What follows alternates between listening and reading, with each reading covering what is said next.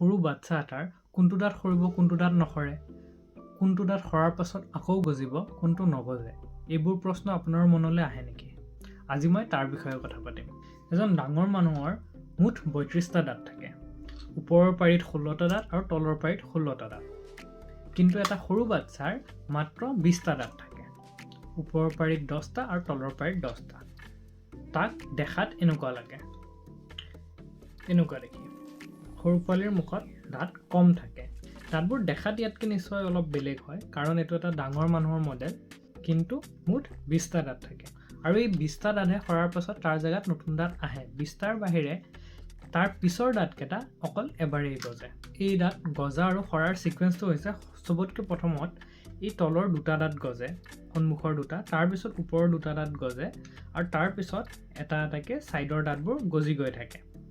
এতিয়া তাৰ সৰাৰ ছিকুৱেঞ্চটো প্ৰায় তেনেকুৱাই। চবতকৈ প্ৰথমত হিচাপত তলৰ দুটা দাঁত সৰিব লাগে, তাৰপিছত সন্মুখৰ দুটা দাঁত আৰু তাৰপিছত মোলাৰকেইটা আগতে, আৰু তাৰপিছত কেনাইনটো বা কুকুৰ দাঁতটো শেষত সৰে। আৰু এইকেইটা দাঁত সৰাৰ পাছত তাৰ জেগাত নতুন দাঁত বা পাৰ্মানেণ্ট দাঁত আহে, আৰু সেই পাৰ্মানেণ্ট দাঁত এবাৰ সৰিলে কেতিয়াও নগজে। কিছু ক্ষেত্ৰত এই ছিকুৱেঞ্চ মেইনটেইন নহ'বও পাৰে, কাৰণ পাৰ্চন টু পাৰ্চন, শিশুৰ পৰা শিশুলৈকে অলপমান ভেৰিয়েশ্যন থাকিব পাৰে।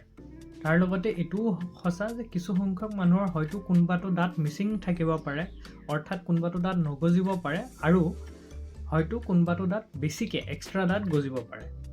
গাখীৰ খোৱা দাঁত সাধাৰণতে ঘৰতো সৰাব পৰা যায়, কিন্তু আপুনি যদি কিবা ক্ষেত্ৰত ডাউটফুল আছে তেনেহ'লে এজন ডেণ্টিষ্টৰ পৰামৰ্শ লোৱাটো তাতে উচিত হয়।